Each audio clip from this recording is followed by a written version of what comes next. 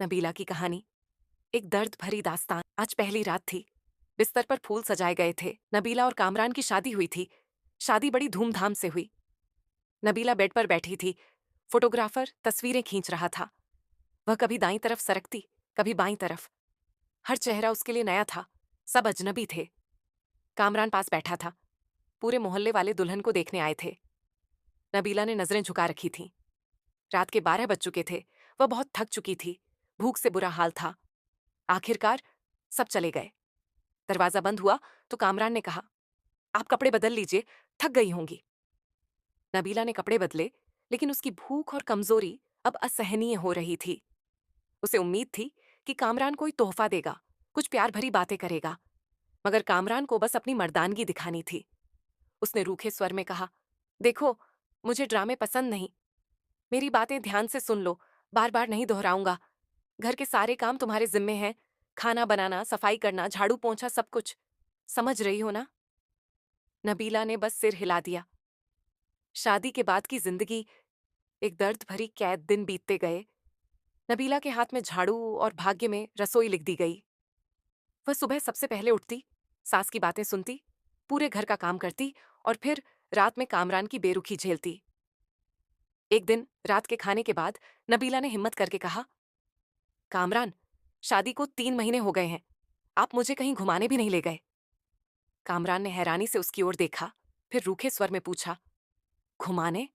कहाँ जाना है तुम्हें? नबीला सहम गई। कामरान, आप मुझसे इतनी रूखी बातें क्यों करते हैं?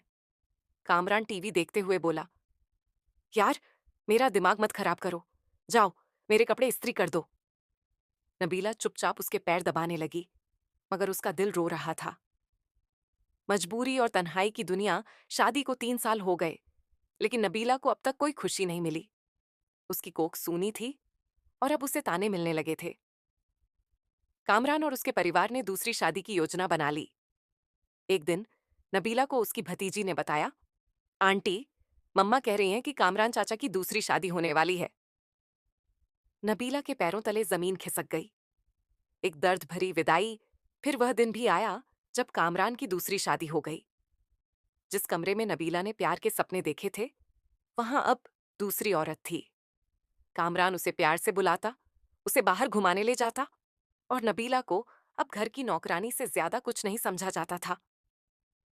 एक रात नबीला को असहनीय सिरदर्द हुआ। उसने कामरान को आवाज दी, मगर वह अपनी नई दुल्हन के साथ सो रहा था। दर्द इतना बढ़ गया कि नबीला जमीन पर गिर पड़ी, तड़पने लगी और फिर हमेशा के लिए सो गई।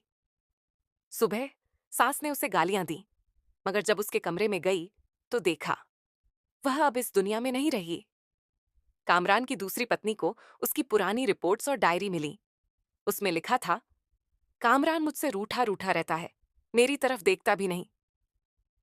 आज मैंने सारा दिन मेहनत की, लेकिन जब उसने मुझे ठंडा पानी लाकर दिया, मैं बहुत खुश हो गई। मुझे जानलेवा बीमारी है, लेकिन मैं कामरान को नहीं बताऊंगी, वह परेशान हो जाएगा। आज मेरी सांसें रुक रही हैं। ऐसा लग रहा है कि मेरा वक्त आ गया है। काश मैं कामरान की बाहों में मर सकती। कामरान डायरी पढ़कर बहुत रोया, मगर अब पछताने का कोई फायदा नहीं था। नबीला न जाने कितनी रातों को रोई थी। एक सबक सभी के लिए आज भी। न जाने कितनी नबीला अपने हमसफर की बेरुखी में जी रही है। दर्द सहती है, मगर शिकायत नहीं करती। हे मर्दों, अपनी हमसफर को प्यार से देख लिया करो, उसे अपनापन दे दिया करो। कसम खुदा की, वह हर दर्द भूल जाएगी। इससे पहले कि कोई और नबीला यूं ही इस दुनिया से चली जाए, उसे अपना प्यार दे दो, वरना जब तक तुम्हें एहसास होगा, बहुत देर हो चुकी होगी।